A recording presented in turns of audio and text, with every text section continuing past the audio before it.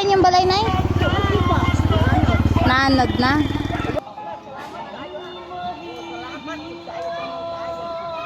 Noong May 17, naanod yung bahay ni nanay. Kaya nga binisita namin siya dito. Nakikitira sila dito sa gilid ng suba ditay kung tatawagin nila. May bakanting lote kasi dito. Kakilala nila yung may-ari, kaya dito na lang sila muna nakikitira. Nung kinausap ko siya na masinsinan, tinanong niya kung sino ako. Sabi ko nga, anak ako ni ganito ganyan, kapatid ko yung lagi nakakausap mo. Natuwa ako sa kanya kasi sabi niya best friend nga daw niya yung mama ko. Kaya naikwento niya na yung nangyari sa kanya nung binaha sila. Sabi nga niya naanod yung mga balde nila kahit yung chinilas ng asawa niya. At pati yung kunting ipon niya na natira galing sa pagbibinta ng baboy na ano din daw.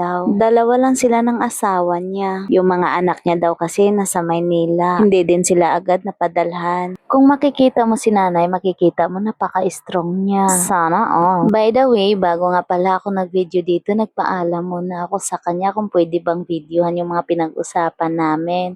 Okay naman siya. Shout out nga pala, baka may gusto tutulong dyan kay nanay. Nasa gilid lang sila ng suba ditay. Puntahan nyo na lang, bisitahin nyo na lang si nanay. Kahit unting tulong lang, malaking bagay na yun. Shout out nga din sa mga nanalo dyan sa eleksyon. Baka naman dyan, boss. Pangwisik pod mo, oy. Sabi nga ni nanay, sa Maynila daw, kahit konting baha, marami daw silang natatanggap na tulong. So, alam nyo na yung ibig sabihin. Baka naman. Sana, kahit hindi na eleksyon, sana mabisita nyo pa din si nanay at saka si tatay. Bumili nga pala ako ng isda dito, tamban. Tamban lang kasi yung mabilis dito. At saka yung isdang, hindi ko alam kung anong klaseng isda yun, basta malapad. At pagdating ko nga dito kay nana, medyo busy siya. Nakakaawa kasi nga walang dingding yung tinitirhan nila ngayon. At sa gilid din sila ng sapa nakikitira. Paggawaan nga daw ng hollow block to yung tinitirhan nila. At tinawag ko nga si nanay, may dala-dala siyang tubig. Magsasaing nga daw siya ng binlod. Nanay!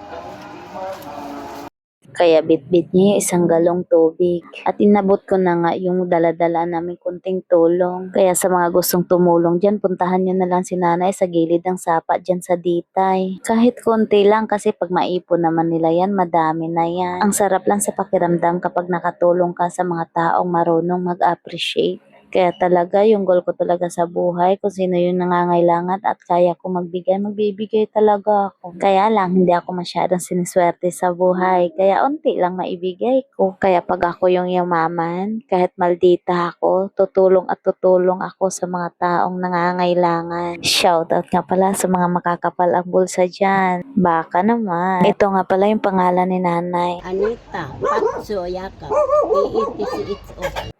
Napaka-strong ni nanay. Believe ako sa iyo, nanay. Pero dito makikita mo talaga sa mukha niya yung lungkot at panghihinayang. Makakaahon ka din, nanay. Tiwala lang. Wala naman pong imposible sa pagdadasal. Hanggang dito na lang yung videos ko. Thank you for watching and thank you for loving me, mga langga. Mama, bye!